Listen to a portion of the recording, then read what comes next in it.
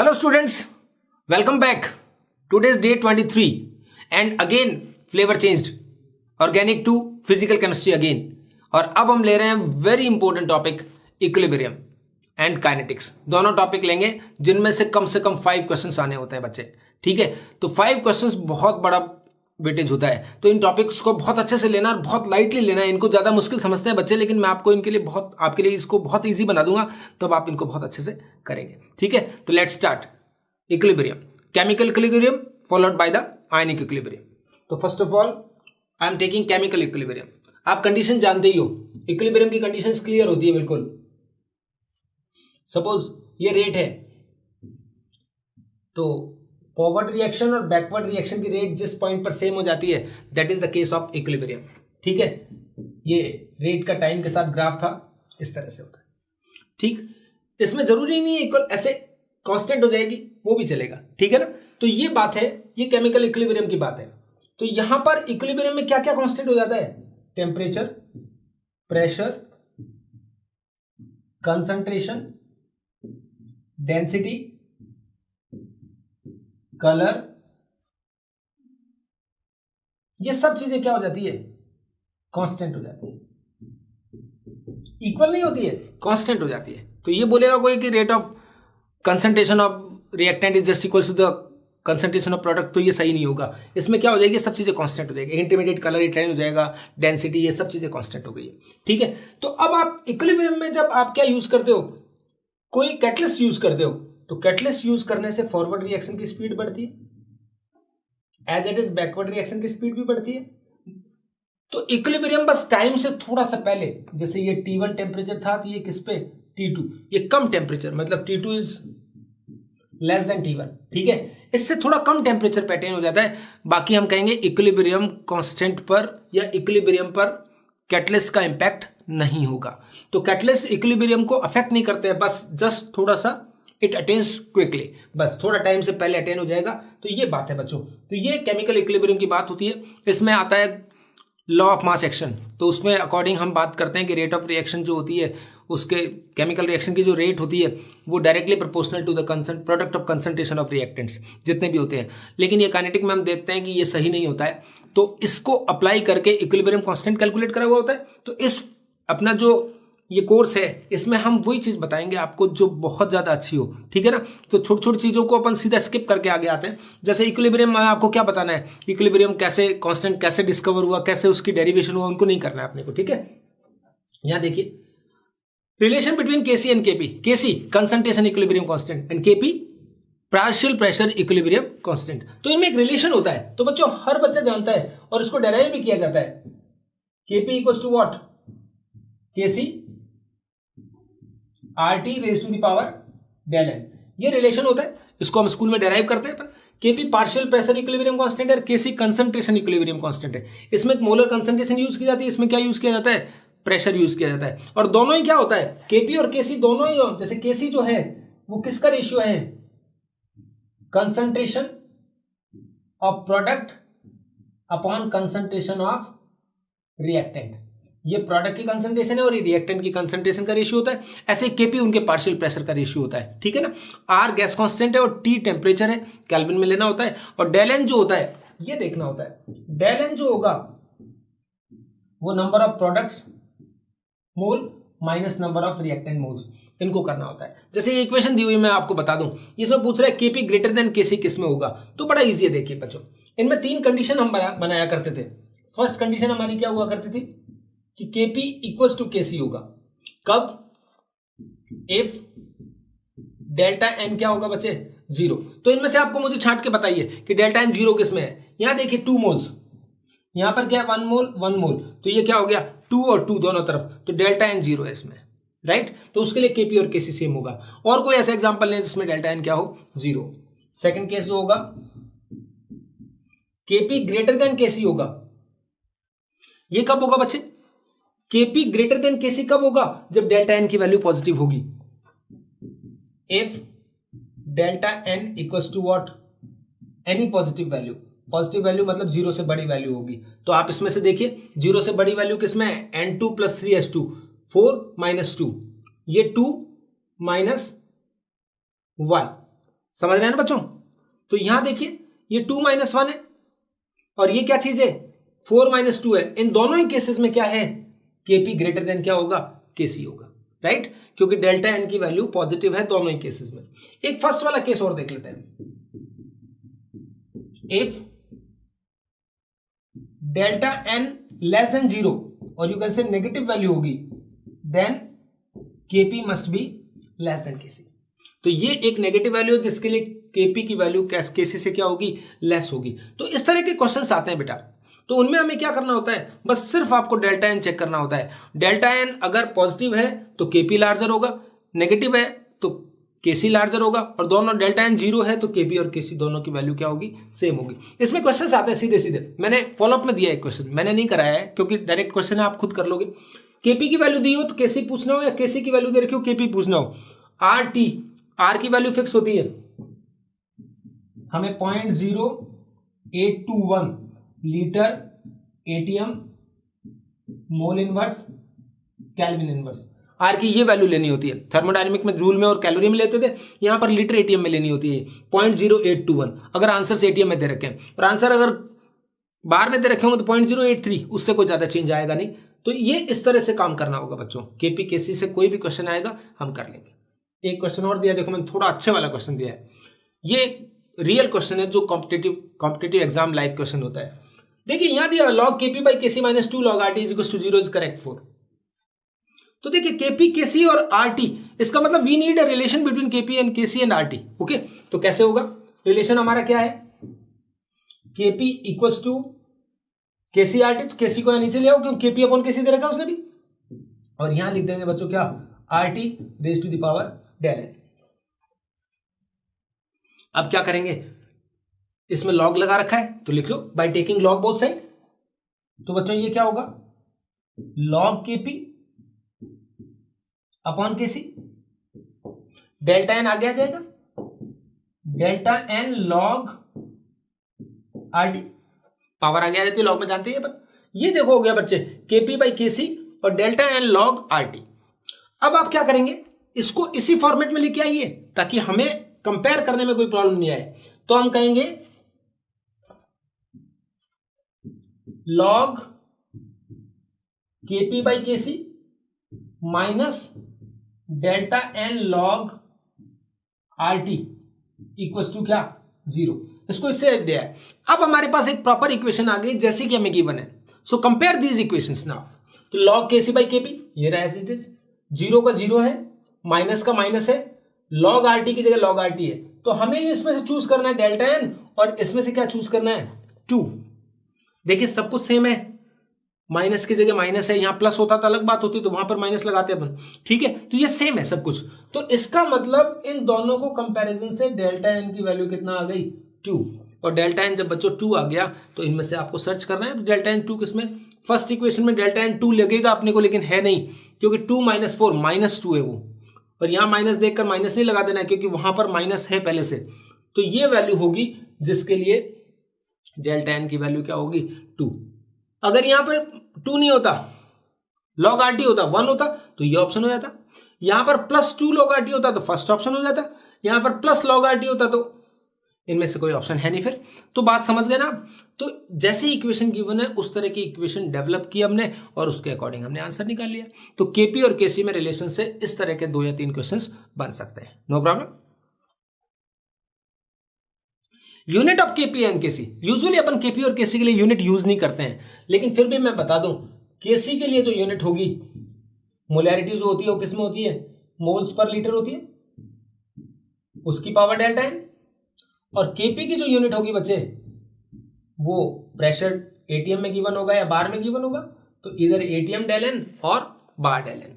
Delta n की value यहां पर जो भी होगी पुट करेंगे, जैसे NH3 वाला क्वेश्चन था तो उसमें डेल्टा एन की वैल्यू क्या होती है -2, तो -2 पुट कर लेंगे। ऐसा भी एक क्वेश्चन फॉलोअप में दिया है तो आप चेक करना। Okay, factors affecting equilibrium constant, इसमें से कई बार क्वेश्चन आए हुए हैं। देखो स्टोइकियोमेट्री और द वे ऑफ रिएक्शन और टेम्परेचर, बस 3 ही फैक्टर है और मेनली टेम्परेचर ही है ओनली, कंसंट्रेशन प्रेशर ये सब इक्विलिब्रियम कांस्टेंट को अफेक्ट नहीं करते हैं, राइट। तो स्टोइकियोमेट्री कैसे अफेक्ट करती है आप देखिए बच्चे, जब भी कोई रिएक्शन है A + B मान लीजिए इक्विलिब्रियम है ये 2C। स्टोइकियोमेट्री का मतलब है कि मल्टीप्लाई दिस रिएक्शन बाय 2 और एनी अदर नंबर, तो ये हो गया। सो अब इस इक्विलिब्रियम में क्या चेंज आया है, इसका इक्विलिब्रियम कांस्टेंट अगर Kc था, सो न्यू Kc जो होगा that must be Kc raise to the power 2। आप ध्यान दीजिए बच्चों, जब भी किसी फैक्टर से मल्टीप्लाई करते हैं तो वो Kc की पावर में आ जाता है, देख लीजिए।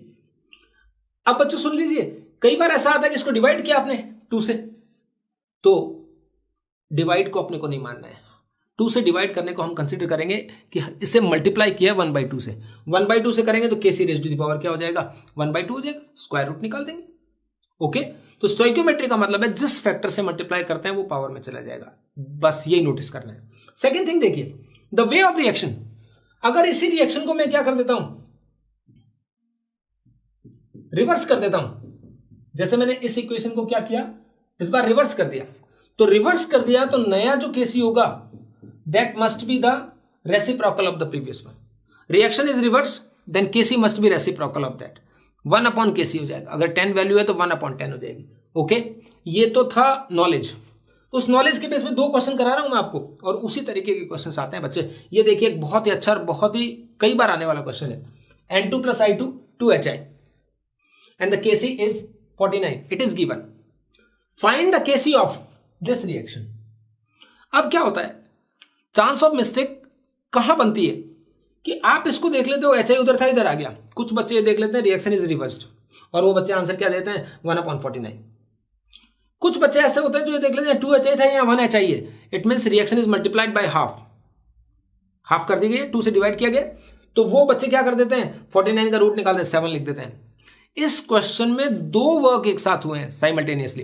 First, reaction is reversed as well as reaction is multiplied by half, दोनों फैक्टर को नोटिस करना है। तो देखिए बच्चे, the new Kc will be what, reciprocal of the previous one, ये तो एक इंपैक्ट हो गया रिवर्स का, and then it is also multiplied by half, so Kc will be its raise to the power half.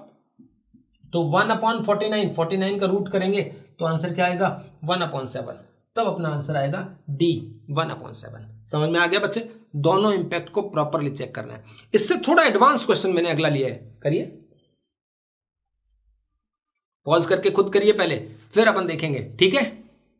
1 minute है आपके लिए बस, ठीक है। तो आप देख लिया आपने, चलो 3A + 2B 6C, ये एक रिएक्शन दे रखी है, उसका Kc 27 गिवन है, नो प्रॉब्लम, और इस रिएक्शन में ये करा गया। अब इस रिएक्शन का Kc पूछा है आपसे, तो देखिए बच्चों C उस साइड था, C इस साइड है AB, तो रिएक्शन रिवर्स तो करा गया है। तो मैंने जो नया Kc निकाला है उसमें मैंने पहले ही लिख दिया कि इट इज 1/27, एक काम तो हो गया। अब दूसरी चीज तो मुझे सिर्फ यही पता तो करनी है कि by what factor this reaction is multiplied. तो look at board, it was 6C and now it is converted into 4C। 6C 4C में कन्वर्ट हो गया, तो वैसे तो दिख रहा है कि 2/3 से मल्टीप्लाई हुआ है, लेकिन फिर भी आपको पता नहीं लगे, मान लो कई बार ऐसे थोड़ा पैनिक में होते हैं, तो 6 को किससे मल्टीप्लाई किया है, x से मल्टीप्लाई किया है और 4 में कन्वर्ट हुआ है। सो what is x, 4/6, so it is 2/3। मैंने तो एकदम बच्चों की तरह बताया, बाकी मुझे पता है सबको पता लग जाएगा, इससे नहीं पता लगेगा तो a से लग जाएगा। 3A था 2A हो गया, तो इसको किससे 2A और 3 को कैंसिल किया तो 2/3, इससे पता लग जाएगा, किसी से ही पता लग जाएगा, राइट। 2/3 से मल्टीप्लाई किया है तो इसकी पावर क्या हो गई 2/3। अब कुछ बच्चे जो होते हैं बहुत ही सेंसिटिव होते हैं, वो 2/3 देखकर ये सोच लेते हैं कि हमें तो नहीं आएगा। कोशिश तो करिए, स्टार्ट तो करिए, कोई क्वेश्चन आया तो अपने आप होगा। तो देखो बच्चों 2/3 तो मैं भी नहीं सॉल्व कर सकता, मुझे पता है, तो 2/3 को मत छेड़िए एक बार। 1/27 को क्या लिख सकते हैं आप, 27 is cube root 3 into 3 raise to the power 3 तो लिख सकते हैं उसको। अब हो गया, देखो ऊपर तो 1 है तो 1 का 1 ही रहेगा, अब नीचे क्या आ जाएगा 3 रेज टू द पावर 2, क्योंकि 3 की पावर 3 को 2/3 से मल्टीप्लाई तो कर सकते हैं, तो 3 कैंसिल हो जाएगा, 3 की पावर 2 आ गया, एंड द आंसर इज 1/9, और आराम से मिल जाएगा। तो क्वेश्चन में रुकना नहीं है, सो मस्ट गो ऑन, काम करते रहना है, काम करते रहेंगे तो अपने आप क्वेश्चन सॉल्व हो जाएगा, और अगर कहीं भी रुक जाएंगे तो फिर वो आपसे नहीं होगा, ठीक है। तो डरिए मत, कोई ऐसा क्वेश्चन होगा, कोई शॉर्टकट जरूर निकलेगा ऐसा, क्योंकि वैल्यू ऐसी आती है कंपटीशन एग्जाम में कि आपसे अपने आप हो, ठीक है, ओके। तीसरा और लास्ट फैक्टर है, मतलब फिजिकल फैक्टर तो एक ही है, टेम्परेचर बेसिकली, ठीक है, अदरवाइज तो कोई और फैक्टर है नहीं केसी को अफेक्ट करने वाला है, केपी को, टेम्परेचर। तो इसमें भी बच्चों देखिए बच्चों, ये किससे समझाते हैं, एक वन टॉप इक्वेशन होती है,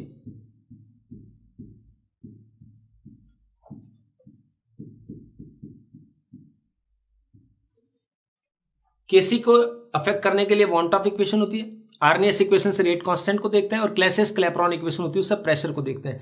तीनों एक जैसी इक्वेशन है बिल्कुल। तो यहां देखिए लॉग ऑफ केसी बाई केसी, इसको 2 कह दो, इसको 1 कह दो। यहां होता है बच्चे delta H 2.303 R T2 minus T1 into T2। ये this is the final form of one top equation, ठीक है, ये इक्वेशन है। आरएनएस इक्वेशन होती है तो K2 बाई K1 होता है, आपने एनसीईआरटी की बुक में डेरिवेशन था इसका। यहां डेल्टा एच की जगह एक्टिवेशन एनर्जी थी EA, यहां पर डेल्टा एच जो है, दो केस है, पहला क्या होता है, पॉजिटिव हो सकता है, कौन सी रिएक्शन होगी बच्चों, एंडोथर्मिक। ये फर्स्ट केस लेते हैं अपन कि डेल्टा एच पॉजिटिव है, ये डेल्टा एच पॉजिटिव है। तो बच्चों देखिए इफ टेम्परेचर इंक्रीजेस, एक मिनट ध्यान से देखिए, सब कुछ अपने आप आ जाएगा। टेम्परेचर बढ़ाया, ये वैल्यू पॉजिटिव है, टेम्परेचर बढ़ाने का मतलब हो गया T2 is greater than T1, तो ये वैल्यू भी क्या आएगी, पॉजिटिव आएगी। ये एंटायर वैल्यू पॉजिटिव है, इसका मतलब देखो बच्चे log Kc2 upon log Kc1 किससे बड़ा हो गया, पॉजिटिव वैल्यू मींस व्हाट, 0 से लार्जर है, ये 0 से बड़ी वैल्यू है। तो log की कौन सी वैल्यू 0 से बड़ी होती है, क्योंकि हम जानते हैं, ये देखो log 1 की वैल्यू जो होती है बच्चों कितनी होती है, 0। तो it means Kc2 upon Kc1 must be greater than 1, क्योंकि अगर 1 होता तो आंसर 0 आता, 0 से बड़ा आंसर आ रहा था, इसका मतलब ये है that's why Kc2 is greater than Kc1। इसका मतलब क्या हो गया, Kc2 Kc1 से क्या है, बड़ा है। तो आपने टेम्परेचर बढ़ाया तो ये इक्विलिब्रियम कांस्टेंट क्या हो गया, इंक्रीज कर गया, लेकिन कंडीशंस अप्लाई, कौन सी वाली, रिएक्शन मस्ट बी एंडोथर्मिक, कि अगर ये एक्सोथर्मिक होती तो ये फैक्टर, ये आंसर बिल्कुल अपोजिट हो जाता। समझ गए आपको, आरएनएस इक्वेशन में आपने स्कूल में पढ़ा था कि टेम्परेचर बढ़ाने पर रेट कांस्टेंट हमेशा बढ़ता है। वहां क्यों हमेशा बढ़ता था, बिकॉज यहां एक्टिवेशन एनर्जी होता था जो हमेशा पॉजिटिव होती है, लेकिन यहां पर डेल्टा एच है जो दोनों वैल्यू हो सकती है। तो ये समझ में आया। और इसके साथ ही अपन दूसरा जो केस होगा मैं यहां लिख देता हूं, इफ डेल्टा एच क्या होगा, नेगेटिव, यानी कौन सी रिएक्शन होगी, एक्सोथर्मिक। इसके लिए अगर आप टेम्परेचर बढ़ाएंगे तो केसी क्या हो जाएगा बच्चे, डिक्रीज करेगा, आपको ये याद करना है। ओके, तो एंडोथर्मिक रिएक्शन के लिए टेम्परेचर बढ़ाने पर इक्विलिब्रियम कांस्टेंट बढ़ जाता है, जबकि एक्सोथर्मिक के लिए टेम्परेचर बढ़ाने पर केसी क्या हो जाता है, डिक्रीज हो जाता है। ठीक है, इस पे कोई क्वेश्चन आएगा तो आप सॉल्व कर पाएंगे आराम से।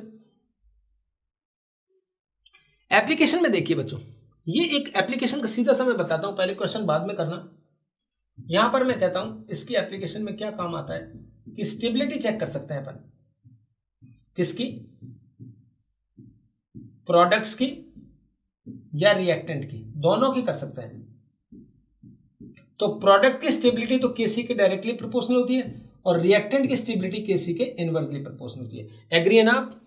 कैसे बच्चों, कि अब देखिए केसी अगर ज्यादा होगा तो रिएक्शन फॉरवर्ड डायरेक्शन में ज्यादा जाएगी, तो प्रोडक्ट ज्यादा बनेंगे तो प्रोडक्ट की स्टेबिलिटी ज्यादा होगी, और रिएक्टेंट की स्टेबिलिटी के लिए क्या होगा, inversely proportional to KC.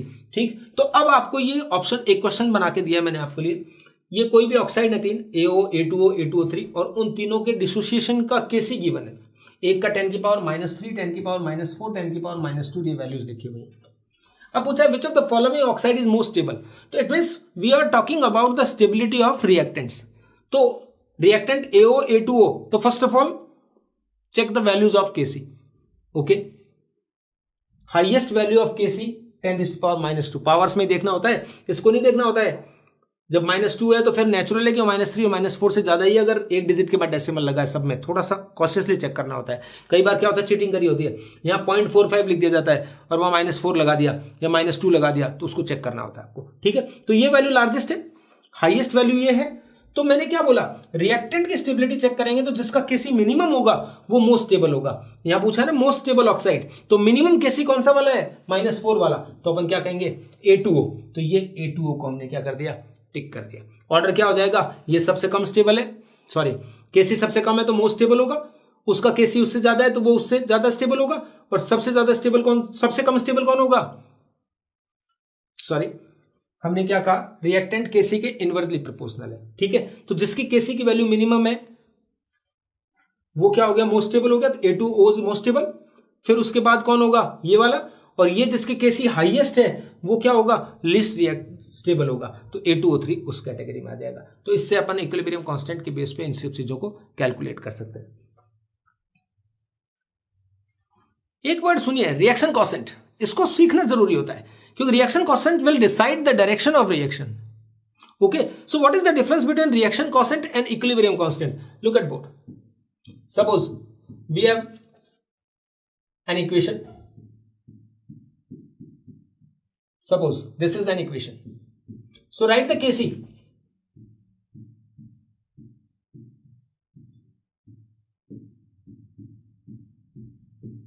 this is Kc, equation number 1, equilibrium constant, and similarly write the Qc, so what is Qc?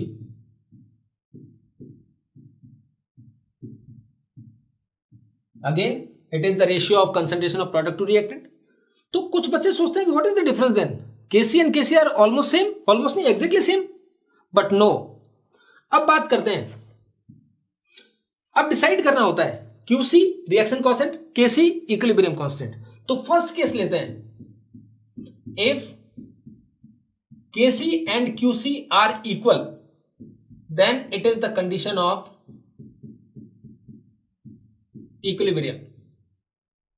and what is the meaning of equilibrium? It means rate of forward reaction is just equals to the rate of backward reaction। Reaction ना तो आगे जा रही है ना पीछे, equilibrium attain है। Okay, second case क्या होगा, पूछा जाएगा आपसे, if Qc is less then Kc, it means जैसे रिएक्शन में इक्विलिब्रियम मान लो 30 मिनट में आता है, तो 10 मिनट बाद आपसे पूछा what is the ratio of concentration of product to reactant, then that is Kc। तो Kc is less than Qc, Qc is less than Kc, it means equilibrium is yet to be attained। Okay, तो ये attain नहीं हुआ है तो reaction कौन से direction में मूव करेगी, फॉरवर्ड में, to attain the equilibrium constant, तो reaction will move in forward direction. Clear है? और थर्ड केस क्या बन जाएगा बच्चे, इसका अपोजिट हो जाएगा, if Qc is greater than Kc then reaction will move in backward direction. Clear?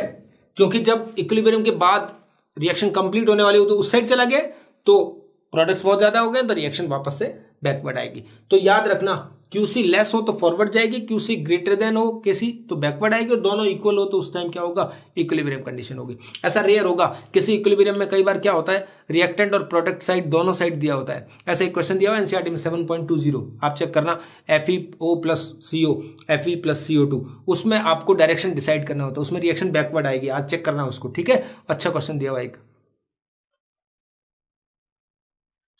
Main जो टॉपिक स्टार्ट होगा, जहां से क्वेश्चन आने की ज्यादा पॉसिबिलिटी होती है, वो यहां से ही है, और यहां पर हमें पहले सीखना पड़ेगा कि what is degree of dissociation. और मैं नाम दे देता हूं, सिंबल दे देता हूं, इट इज अल्फा।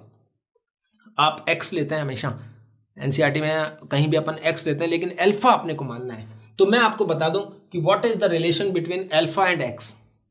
अल्फा जो होता है ये डिग्री ऑफ डिसोसिएशन है। ये क्या होता है बच्चे, dissociated moles upon initial moles. Dissociated mole और इनिशियल मोल का रेशियो है बच्चे। ये इनिशियल मान लो 10 मोल्स हैं, उनमें से 3 डिसोसिएट हो गए, तो 3 आउट ऑफ 10 इंटू 100, 30% डिसोसिएशन हो गया। कंसंट्रेशन अगर इनिशियली दे रखी है 5 मोल्स पर लीटर, और अब बची हुई कितनी है, 2 मोल्स पर लीटर, इसका मतलब 3 हो गया, तो 3 आउट ऑफ 5 मतलब 60% डिसोसिएशन हो गया। ऐसे होता है, ठीक है। तो ये थी बात। तो अल्फा इक्वल्स टू, हम आगे ध्यान रखेंगे, x अपॉन ए।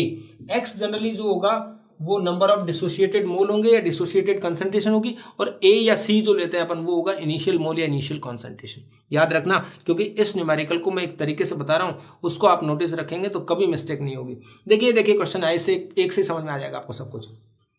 2a + 3b 4c + g, ये दिया हुआ बच्चों। The initial moles of a and b are 3 and 2 respectively. हम लोग डेरिवेशन में क्या करते थे, 2 होता था, 2 ले लेते थे या 3 होता था, वो तो हमारा ऑप्शन होता था ना। इस बार चेंज करते, देखो a के मोल दे रखे हैं 3 और b के मोल दे रखे हैं 2। देखो यहां लिखा मैंने 2a + 3b 4c + d, मैंने बिल्कुल सब कुछ लिख दिया। गैसेस दे रखे थे, सब सही था। इनिशियल मोल कितना कितना है 3, 2, और नहीं दिए होते हैं तो प्रोडक्ट्स के हमेशा कितने लेते हैं 0 0। प्रोडक्ट्स के मोल हमेशा बच्चे कितने लेंगे 0 लेंगे, ये लिख दिया मैंने। ये इनिशियल मोल्स थे। अब मोल्स एट इक्विलिब्रियम देखो बच्चे, ये मैंने लिखा इनिशियल मोल्स, उसके बाद क्या करना होता है मोल्स एट इक्विलिब्रियम। तो मेरा काम क्या है 3 - 2 - ऐसे करना होता है यहां पर। लेकिन क्वेश्चन पढ़ना पड़ेगा आप अपने को, डिग्री ऑफ डिसोसिएशन जिसकी दे रखी होती है उससे स्टार्ट करना होता है। Find the number of moles of A B C and D at equilibrium. Equilibrium पर सिर्फ नंबर ऑफ मोल्स पूछे हैं, इसका मतलब इसमें से कितना सब्ट्रैक्ट होगा वही करना है खाली आपको। बट ये इंपॉर्टेंट है, if the degree of dissociation of B is 30%, B के लिए डिग्री ऑफ डिसोसिएशन गिवन है तो बी से स्टार्ट करेंगे। तो बी के लिए डिग्री ऑफ डिसोसिएशन गिवन है तो आपको क्या करना चाहिए था, ये 2 - 3x करते हैं स्कूल में हमेशा, आप उससे भी कर सकते हैं, लेकिन मैं आपको एक ऐसा तरीका बता रहा हूं जिससे कभी मिस्टेक होगी नहीं। यहां पर 3x है लेकिन आप 1x करिए, जिसकी डिग्री ऑफ डिसोसिएशन गिवन है उसके लिए हमेशा 1x करिए। तो मैंने ये लिखा 2 - what x, it should B 3x but I have taken only 1x। It means 3 को कंपनसेट करना पड़ेगा अब आपको, 3x की जगह आपने x लिया है, तो इस चीज को माइंड में रखिए। तो यहां पर क्या होना चाहिए था, it should B 2x but divided by 3, because यहां पे तो 3x को 3 से डिवाइड किया था, बस द सेम वैल्यू से आप पूरी रिएक्शन को कंपनसेट कर दीजिए, दैट्स ऑल।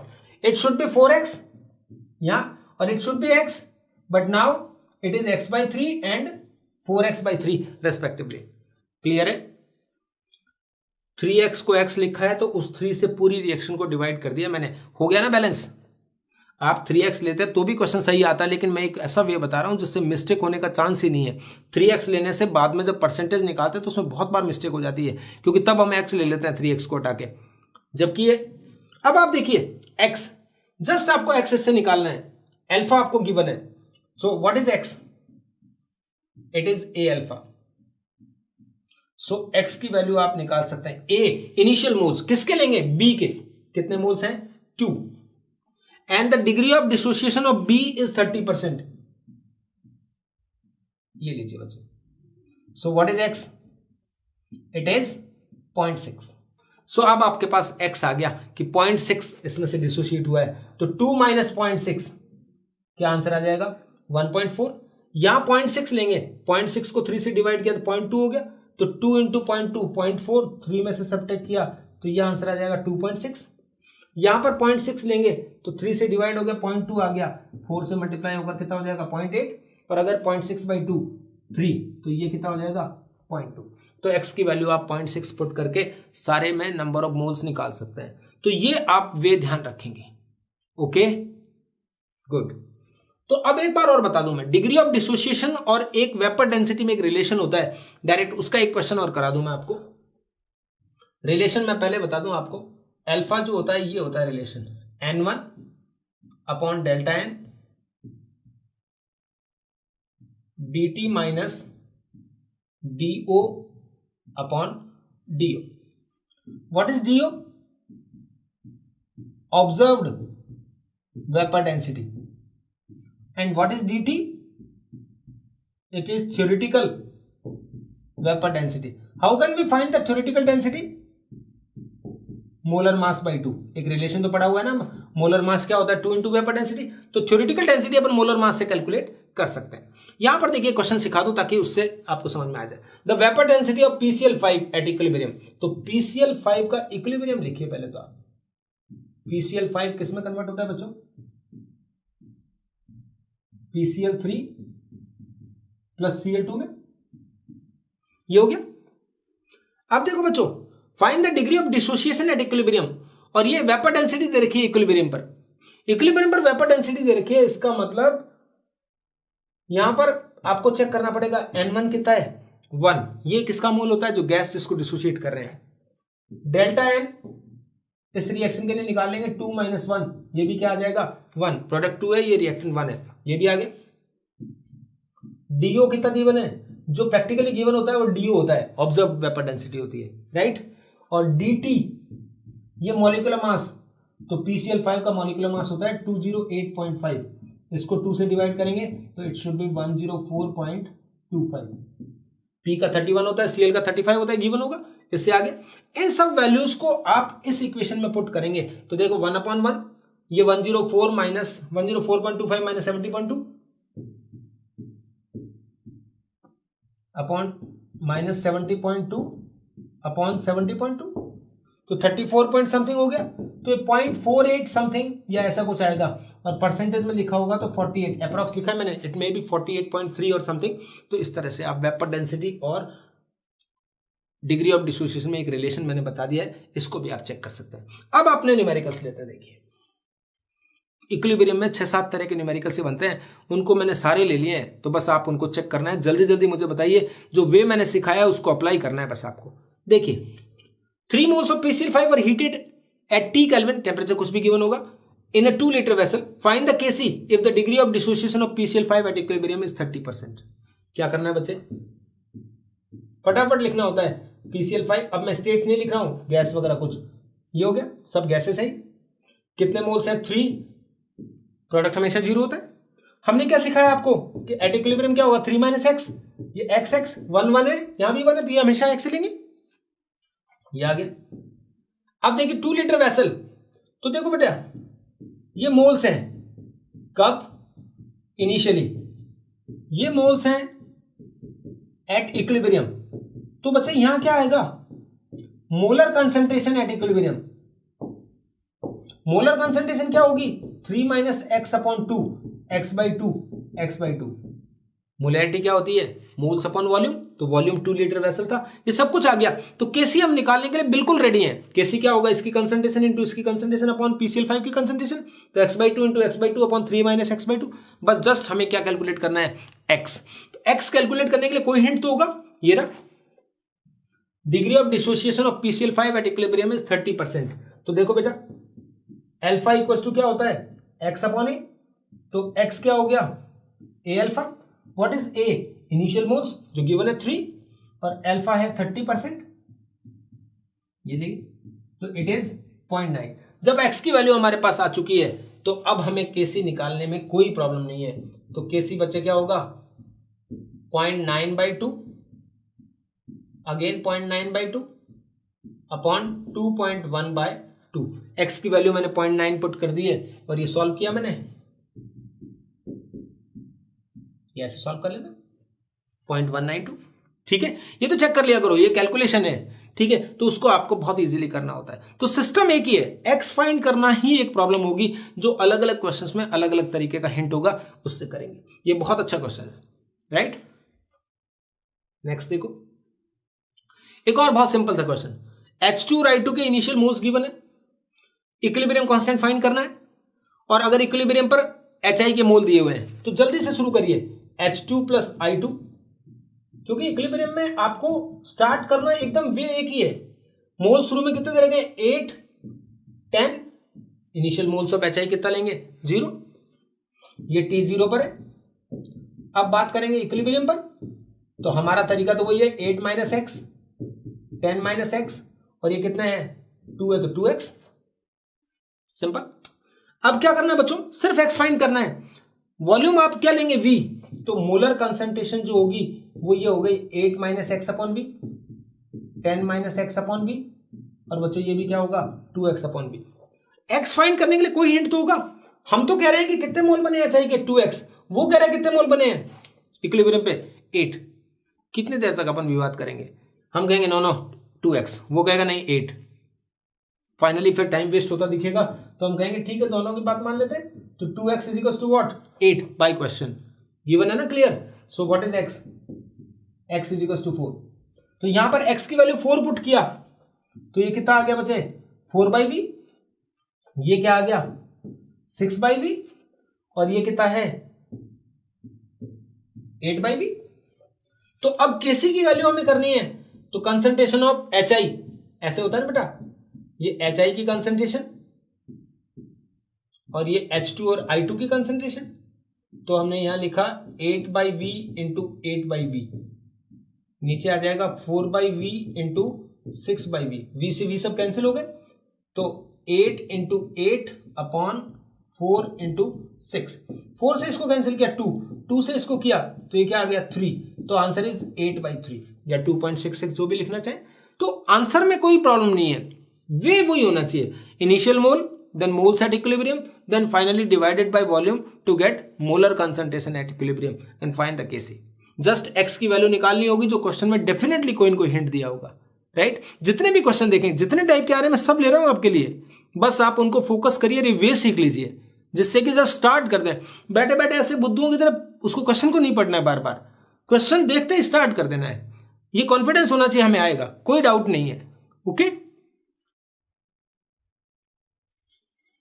एक थोड़ा इंटरमीडिएट क्वेश्चन जो डेरिवेशन से आता है, ऐसा क्वेश्चन एक बार ही आया हुआ है। PCl5 का इक्विलिब्रियम दिया हुआ है, initial mole of PCl5, PCl3 and Cl2 are A B C, तीनों के मोल दे रखे हैं बच्चों। तो देखो मैं यहां लिखता हूं, ये PCl5 है, ये PCl3 और Cl2 है। इनिशियल मोल कितने दे रखे हैं A B C, तो मैंने लिख दिया moles at P0, moles at equilibrium हमने लिखा A minus x, B plus x और C, समझ रहे हैं प्लस क्यों कर रहे हैं, यहां जीरो होता था तो एक्स लिख देते थे, पहले से B और C अवेलेबल है तो B प्लस एक्स और C प्लस एक्स आ गया बस। अब यहां क्या दिया हुआ है, पार्शियल प्रेशर PCl5 का इक्विलिब्रियम, PCl3 का पार्शियल प्रेशर निकालना है इक्विलिब्रियम पे, ठीक है, और अल्फा दे रखा है मतलब डिग्री ऑफ डिसोसिएशन, और P जो है वो टोटल प्रेशर है, क्वेश्चन के ऑप्शन से हमें लग रहा है, राइट। तो देखिए केपी का डेरिवेशन करना होता था, उसके लिए हम पार्शियल प्रेशर निकालते थे। तो पार्शियल प्रेशर निकालने के लिए पहले तो देखो बेटा एक्स क्या होगा ए अल्फा, PCl5 में जो डिग्री ऑफ डिसोसिएशन दे रखी है वो क्या है ए अल्फा है, तो हमने क्या करा ए अल्फा कर दिया, ये क्योंकि डिग्री ऑफ डिसोसिएशन हमेशा रिएक्टेंट की होती है, तो ए अल्फा। तो एक्स की वैल्यू ए अल्फा लिखेंगे, तो ये आ गया बच्चे ए माइनस ए अल्फा, ये हो गया B प्लस ए अल्फा, और फाइनली है C प्लस ए अल्फा, इसकी कंसेंट्रेशन, ये मोल क्या चीज है मोल्स। अब बच्चों बताओ पार्शियल प्रेशर निकालने के लिए, जैसे अपना क्वेश्चन है PCl3, ये पार्शियल प्रेशर निकालना, पार्शियल प्रेशर हमेशा ऐसे निकलता था, टोटल प्रेशर से मल्टीप्लाई करते थे और यहां लिखते थे मोल फ्रैक्शन, याद है ना, डाल्टन्स पार्शियल प्रेशर लॉ से अपन देखते थे, तो पार्शियल प्रेशर क्या होता था mole fraction into total pressure किसी भी गैस का। तो मोल फ्रैक्शन में क्या आएगा, ऊपर उसके मोल नीचे टोटल मोल। तो हमें किसका पूछा है बच्चे, PCl3 का पूछा है, तो PCl3 के मोल कितने हैं B प्लस ए अल्फा, B प्लस एक्स है ना, तो एक्स की वैल्यू ए अल्फा लिख दी मैंने, और नीचे आएगा टोटल मोल्स, इन सबका टोटल करिए A plus B plus C, ये तो क्लियर दिख रहा है। अब देखिए माइनस ए अल्फा प्लस एक एक तो कैंसिल हो जाएगा और प्लस ए अल्फा काम आ जाएगा, ये लो बच्चे। तो PCl3 का जो पार्शियल प्रेशर होगा ये वाला ऑप्शन होगा, ऐसे नहीं होगा B प्लस B अल्फा नहीं होगा, B प्लस क्या होगा बच्चे ए अल्फा होगा। ये B अल्फा भी दिया हुआ है, क्योंकि गलती में क्या होता है बच्चा ये तो कर लेता है B के साथ B अल्फा कर देता है, C के साथ C alpha, no, degree of dissociation अगर PCl5 की है तो X की वैल्यू PCl5 से ही आएगी, ए अल्फा था तो ए अल्फा ही आएगा, ठीक है बच्चे। तो ये इस तरह का क्वेश्चन है। ये देखिए बच्चे एक क्वेश्चन ये लिया है, बहुत लाइट सा क्वेश्चन है, स्टार्ट करते ही हो जाएगा। ये इक्वेशन दी हुई है A B D, the initial concentration of A and B are same. ऐसे क्वेश्चन जब भी आते हैं तो इस तरह से काम करना होता है, ये आपने लिखा हुआ है, तो आप क्या मान लें, जिसकी इनिशियल कंसंट्रेशन सेम दे रखी है 1 1 ले लें, बेस्ट है 1 1 ही लें, क्योंकि एक्स या ए लेने से ट्रबल बढ़ेगी, क्योंकि आगे फिर ए की टर्म में लेना पड़ेगा और कुछ कैलकुलेशन में आप मिस्टेक कर दोगे। तो उसने दे रखा है सेम है, तो आपने क्या ले लिया 1 1, ओके, फाइंड द केसी, निकाल लेंगे। The concentration of A and D are found are same at equilibrium. कैसे होगा, हम अपने तरीके से करते हैं 1 माइनस एक्स, 1 माइनस, हाँ यहां एक्स मत करना, इसको देख के करते हैं ना, ये 1x था तो ये 1x कर दिया, 3x है 3x, और यहां कितना फॉर्म होगा 4x।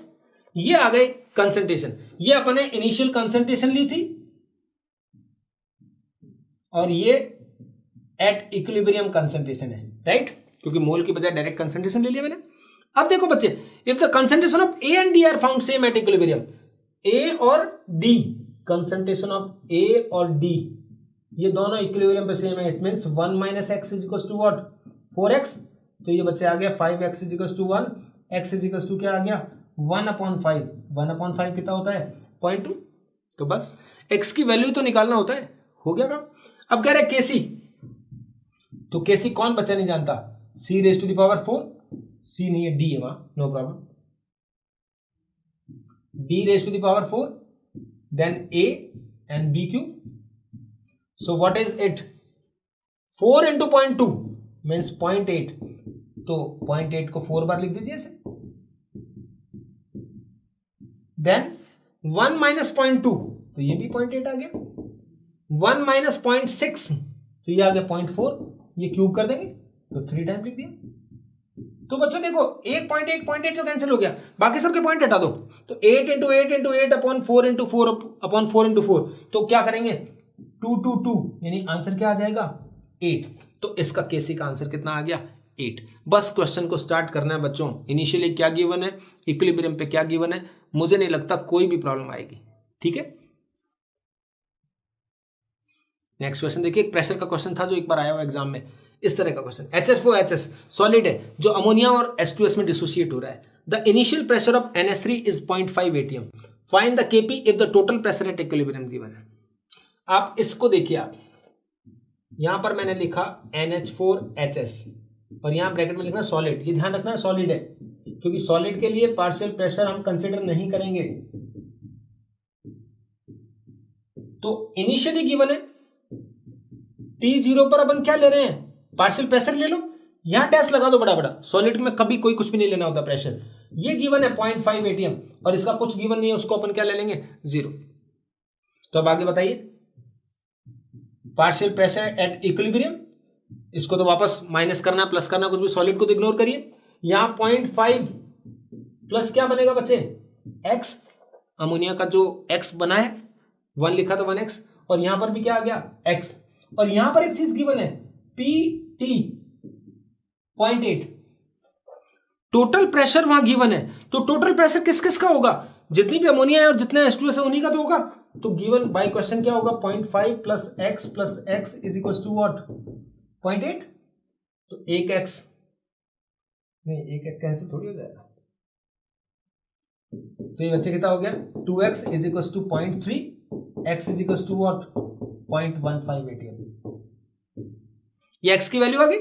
लेकिन पूछा क्या था, फाइंड द Kp, तो बच्चों Kp क्या होगा इस रिएक्शन का, Kp मैंने बताया हुआ आपको, Kp is only for gases equilibrium, तो यहां पर सिर्फ गैसेस को कंसीडर करेंगे, तो partial pressure of NH3 multiplied by the partial pressure of H2S, ये होगा। So what is the partial pressure of NH3, 0.5 plus x को ऐड कर दो उसमें, तो it should be 0.65, and then partial pressure of H2S it is 0.15, इन दोनों को मल्टीप्लाई कर देना, और यूनिट अगर लिखी होगी तो ATM स्क्वायर हो जाएगा, नहीं लिखी होगी तो कोई बात। तो ये ऐसे क्वेश्चन करने होते हैं, तो पार्शियल प्रेशर दे रखा है तो डायरेक्ट हमने पार्शियल प्रेशर से कर लिया, ओके। एक अपोजिट क्वेश्चन है, अब तक डिग्री ऑफ डिसोसिएशन गिवन थी, this time degree of dissociation is required. देखो इस बार इक्विलिब्रियम कांस्टेंट दे रखा है, डिग्री ऑफ डिसोसिएशन पूछी है। ऐसे क्वेश्चन स्टार्ट करने के लिए मैंने वो वाला तरीका बताया था, ये 2HI H2 plus I2, this is the given equation.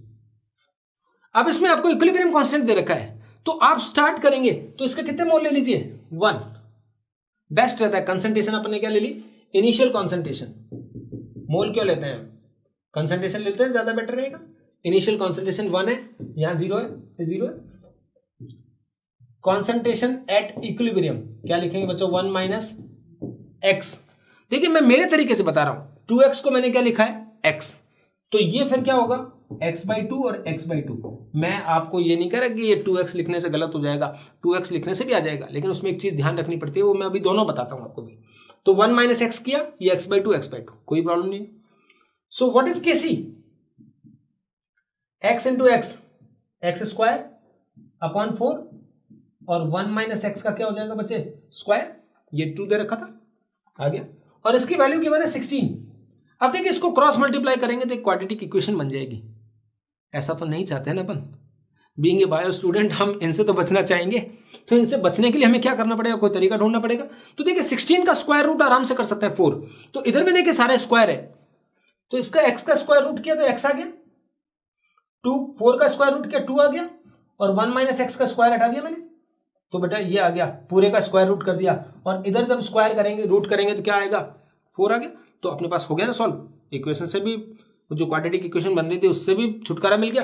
Then multiply कर दो, x equal to what, 8 minus 8x, so 9x is equal to 8, x is equal to what, 8/9, और परसेंटेज में पूछा होगा तो मल्टीप्लाइड बाय 100। अब बच्चों देखिए यहां रुकना नहीं है, यहां पर अब हमें क्या पूछा था, हमें पूछा था डिग्री ऑफ डिसोसिएशन, हमारी प्रैक्टिस नहीं छूटनी चाहिए। अल्फा जो होता है डिसोसिएटेड अपॉन इनिशियल होता है, इनिशियल मोल या कंसंट्रेशन कितनी लिया अपन ने, 1, और डिसोसिएटेड कितने हैं, यहां पर कितना है, 1 में से कितना x ही हो रहा है ना, तो ये, तो अल्फा इक्वल टू क्या होगा, x, और हमारा आंसर आ गया 8/9, कोई प्रॉब्लम नहीं है। अब जिन बच्चों को थोड़ा कंफ्यूजन है ना कि यहाँ 2x लेते तो क्या हो जाता, मैं कह रहा हूं कुछ भी नहीं होता बच्चे, उससे भी सही आंसर आएगा, मैं आपको वो भी करके बताता हूं। देखो ये सब ने कॉपी कर लिया ना आपने, ठीक। तो अब बच्चों देखो यहां पर मैं कहता हूं, यहां ले लेता हूं, चलो छोटी जगह पे, यहां 1 माइनस मैंने क्या ले लिया, 2x, और यहां लिया x, तो अपना आंसर क्या आता केसी में, x square upon 1 minus 2x का क्या आ गया, स्क्वायर, इक्वल टू 16, यही आता ना। अब बच्चों देखिए इसका स्क्वायर रूट करेंगे तो x अपॉन क्या होगा, 1 माइनस 2x इक्वल टू हो गया 4, तो x इक्वल टू हो गया बच्चों 4 माइनस 8x, और ये आंसर आ गया 9x equal to 4, x is equal to 4/, अभी तो मैं बता रहा था आपको सेम आंसर आएगा, सेम तो नहीं आया, यहां तो x इज इक्वल टू 8/9 आया था। रुकिए, पेशेंस, हैव पेशेंस। देखिए सामने यहां पर हमें अल्फा निकालना पड़ेगा, क्योंकि पूछा उसने डिग्री ऑफ डिसोसिएशन है। यहां पर तो क्या था, 1 कंसंट्रेशन थी, x था, तो x और अल्फा सेम हो गए थे, लेकिन यहां पर अब जब अल्फा निकालेंगे, देखना बच्चे इस क्वेश्चन के लिए बात कर रहे हैं अपन इस तरीके से, तो अल्फा इक्वल टू क्या होता है, डिसोसिएटेड अपॉन इनिशियल, तो इनिशियल मोल तो 1 है, इनिशियल कंसंट्रेशन तो 1 है। अब कितना सब्ट्रैक्ट किया आपने उसमें से, 2x, तो ऊपर आप क्या लिखेंगे बच्चे, 2x लिखेंगे, क्योंकि डिसोसिएटेड मोल्स 2x है न कि x। ये गलती हो जाती है, इसीलिए मैं कह रहा था सीधा x लेना चाहिए ताकि डायरेक्ट आंसर आए, क्योंकि इतना पेशेंस नहीं होता हमें, ये आंसर आते हैं हम फटाफट आंसर की तरफ भागते हैं। तो ये आ गया 2x का मतलब क्या हो गया, तो अल्फा 2x हो गया, 2 इंटू 4/9, तो अगेन ये देखो आंसर क्या आ गया, 8/9, वही तो आंसर आया था। मैं कह रहा हूं कहीं भी कोई प्रॉब्लम नहीं है, मैथ्स जहां पर है वहां कोई प्रॉब्लम नहीं है। अगर यहाँ 2 लेते, कई बच्चे कहते हैं एक क्यों लिया आपने, 2 लेते, नो प्रॉब्लम, तो 2 माइनस 2x कर दो, तो यहां ऊपर 2x लेना पड़ता, नीचे क्या लेना पड़ता, 2 लेना पड़ता, तो x आता आंसर, उससे अपने आप जो 8/9 आता। तो कहीं भी कोई प्रॉब्लम नहीं है, किसी भी लेवल पे इस तरह से आप डिग्री ऑफ डिसोसिएशन कैलकुलेट कर सकते हैं। लीचेटले प्रिंसिपल थ्योरी का पॉइंट है, बहुत इजी सा होता है, इस पे क्वेश्चन आने के चांस कई बार आते हैं। तो देखिए, if any change is done at equilibrium in concentration, temperature और pressure, then equilibrium will be shifted to undo that effect. जब हम कंसंट्रेशन में चेंज करेंगे तो इक्विलिब्रियम आगे या पीछे जाएगा, प्रेशर में चेंज करेंगे तो सेम होगा, टेम्परेचर में भी सेम होगा, बस फर्क क्या है कि वो उस साइड जाएगा जिससे उस इफेक्ट का, चेंज का जो इफेक्ट है वो न्यूट्रलाइज हो जाए, राइट। तो देखिए पहला change in temperature, change in pressure, change in concentration. Temperature बढ़ाते हैं, मैं आपको एक हिंट देता हूं, सिर्फ थर्मो से पढ़ लिया हमने, तो कौन सी रिएक्शन होगी, एंडोथर्मिक साइड जाएगा, खत्म बात, that's all. because endothermic reactions are favored by temperature. So if we increase the temperature, then reaction will move in endothermic side. If forward reaction is endothermic, then it will move in forward direction, otherwise it will move in backward direction. No problem at all. If temperature decreases, then automatically it will move towards exothermic side. Next, change in pressure. If pressure increases, then equilibrium will be moved in less volume side. Less volume side को आप कैसे पहचान सकते हो कि less moles side, chemical equilibrium दिया होगा तो मोल्स जिस साइड कम होंगे उधर जाएगा बच्चे, तो ये कह दिया हमने लेस मोल साइड जाएगा, नो प्रॉब्लम। प्रेशर कम करेंगे तो मोर वॉल्यूम साइड चला जाएगा, और अगर वॉल्यूम दोनों तरफ सेम होंगे तो इक्विलिब्रियम में रहेगा, नो इफेक्ट। शॉर्ट में बता रहा हूं जिससे कि एक एक चीज हमें क्वेश्चन में स्ट्राइक करने को मिल जाए। लास्ट, कंसंट्रेशन में चेंज। अगर आप रिएक्टेंट की कंसंट्रेशन बढ़ाते हैं तो रिएक्शन किधर जाएगी? फॉरवर्ड। अगर आप प्रोडक्ट की कंसंट्रेशन बढ़ाते हैं तो रिएक्शन किधर आएगी? बैकवर्ड। बस।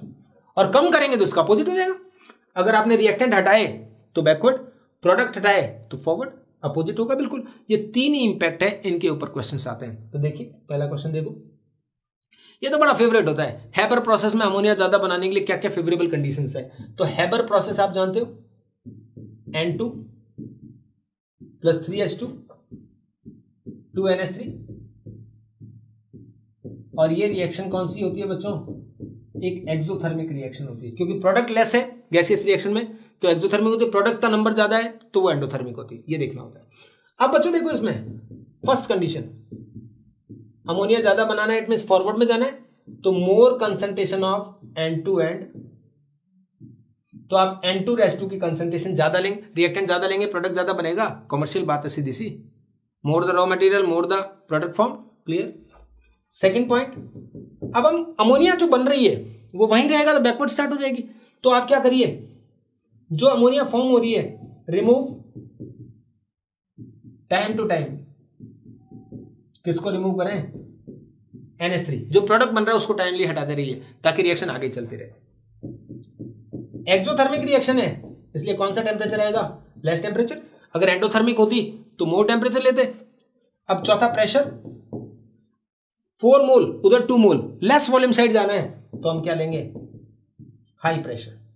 ठीक, तो ये क्वेश्चंस है जिससे अपन इनके बेस पे हम रिएक्शन को आगे मूव करा सकते हैं। क्लियर है? Explain the effect of pressure and temperature on the solubility of gases in liquid. Gas की सोल्युबिलिटी है किसमें? लिक्विड में। तो लिक्विड में डिसॉल्व करने के बाद क्या बनेगा?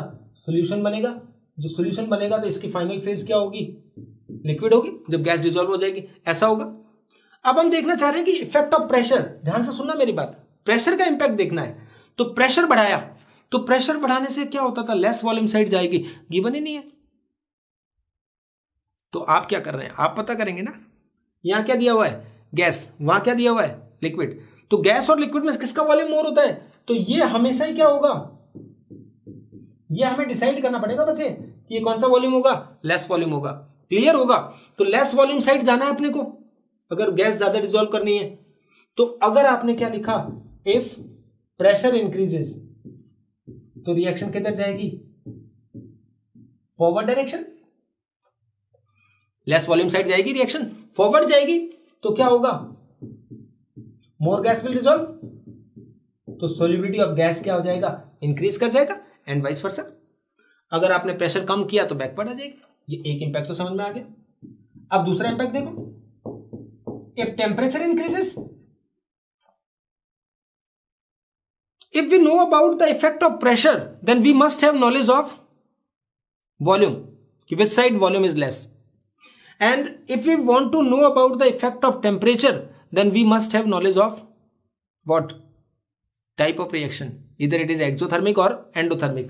तो बच्चे ध्यान रखिए, किसी भी गैस के लिक्विड में या वाटर में डिसॉल्व होने की जो रिएक्शन होती है वो डेल्टा H हमेशा क्या होती है? नेगेटिव। कोई भी गैस जब वाटर में या कहीं डिसॉल्व होती है तो वो हमेशा एक्सोथर्मिक रिएक्शन होती है। तो we have to move exothermic side. अगर टेम्परेचर बढ़ाते हैं, मूव तो हमें उधर करना है if you want to dissolve more gas in the solution. But if temperature increases, then temperature increase करेंगे तो क्या होगा? कौन सी साइड जाएगी? एंडोथर्मिक रिएक्शन होगी। एंडोथर्मिक रिएक्शन बैकवर्ड वाली है, क्योंकि आगे वाली रिएक्शन एक्सो है तो पीछे वाली नेचुरली एंडोथर्मिक है, तो ये रिएक्शन क्या आएगी, बैकवर्ड आएगी। बैकवर्ड आएगी तो बच्चों क्या होगा, सॉल्युबिलिटी जो होगी वो क्या हो जाएगी, डिक्रीज कर जाएगी।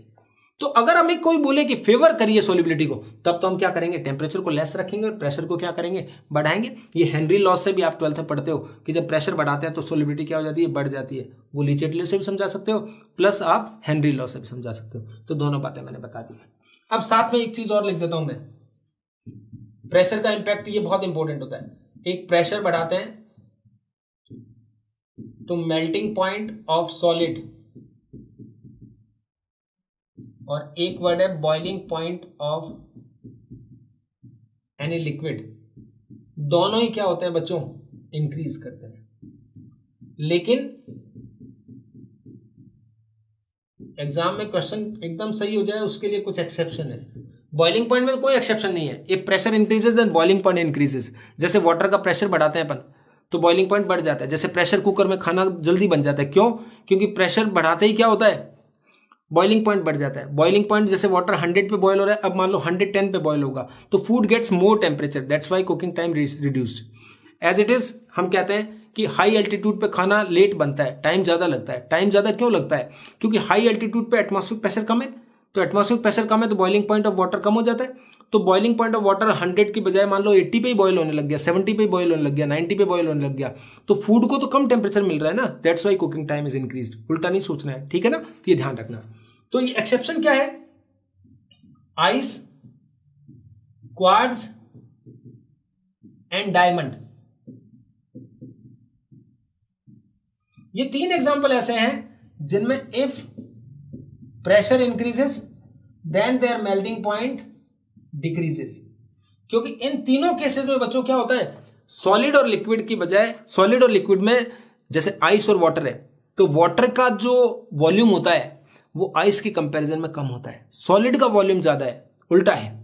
और तो क्या होता है, लिक्विड बनने पर मॉलिक्यूल दूर जाते हैं, लेकिन इनके स्पेशल स्ट्रक्चर की वजह से, आइस का ओपन के स्ट्रक्चर है, क्वार्ट्ज का और डायमंड का इनका 3D नेटवर्क स्ट्रक्चर है, तो इसकी वजह से सॉलिड का वॉल्यूम ज्यादा होता है इन केसेस में, ठीक है। तो ये 3 एक्सेप्शन है मेल्टिंग पॉइंट में, बाकी सब में melting point and boiling point क्या होता है, प्रेशर बढ़ाने पर बढ़ते हैं, तो याद रखना है।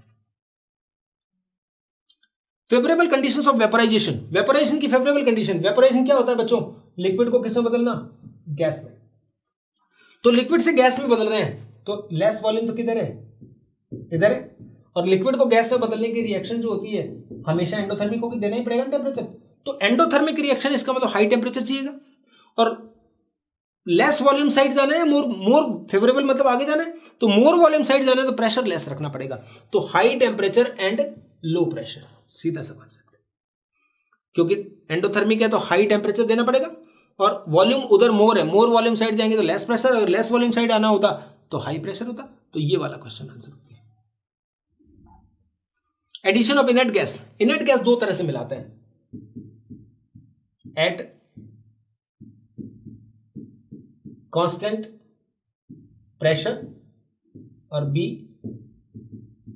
Eight constant volume. Constant pressure पे इनर्ट गैस कैसे मिलाएंगे बच्चे, तो इससे क्या होगा, इक्विलिब्रियम हमेशा किधर जाएगा, more volume side. Pressure constant होगा तो वॉल्यूम बढ़ जाएगा तो मोर वॉल्यूम साइड जाएगा, और कांस्टेंट वॉल्यूम पे इनर्ट गैस मिलाएंगे तो ये बेटा अभी से याद ही कर लो, there will be no change. Volume जब कांस्टेंट रहेगा तो इक्विलिब्रियम में कोई चेंज नहीं आने वाला है। देखिए मैंने आपके लिए क्वेश्चन बनाया, if inert gas is added at equilibrium at constant pressure then the dissociation of PCl5, write the equation first. PCl3 plus Cl2, तो मैंने क्या लिखा हुआ है, कांस्टेंट प्रेशर पे इनर्ट गैस मिलाई है तो ये किधर जाएगा, more volume side. More volume side मतलब कौन सी रिएक्शन होगी, फॉरवर्ड रिएक्शन होगी। फॉरवर्ड रिएक्शन होगी तो गैस डिसोसिएशन ज्यादा होगा, तो हम कह देंगे डिसोसिएशन जो होगा वो क्या कर जाएगा बच्चों, इंक्रीज करेगा, राइट, क्लियर है। अगर यही कहते कि कांस्टेंट वॉल्यूम पे मिलाया है तो हम लिख देते नो चेंज, कांस्टेंट वॉल्यूम पे कोई चेंज नहीं होता है, लेकिन कांस्टेंट प्रेशर पे मोर वॉल्यूम साइड जाती है। ये मैंने आपके लिए इसके फॉलोअप क्वेश्चंस लिखे हैं जिनको आप देख लीजिए। पहला क्वेश्चन केसी और केपी का है, जो मैंने बताया था ना, मैंने क्वेश्चन कराया नहीं, आप करेंगे। केपी और केसी का रिलेशन यूज करके आपको निकाल लेना है। दूसरे क्वेश्चन में डिसोसिएशन 33% दे रखा है, तो आपको केपी निकालना है, पता लग जाएगा कितना आएगा।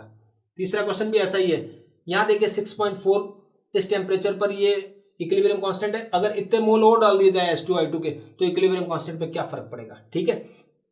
प्रेशर इंक्रीज करने का इस इक्विलिब्रियम पे क्या फर्क पड़ने वाला है ये बताना है। केपी, इस रिएक्शन के लिए केपी की यूनिट बतानी है, तो वो भी आप चेक कर देंगे, ठीक है। तो अच्छे से करिए बेटा, और एक पार्ट अपना कंप्लीट हो गया।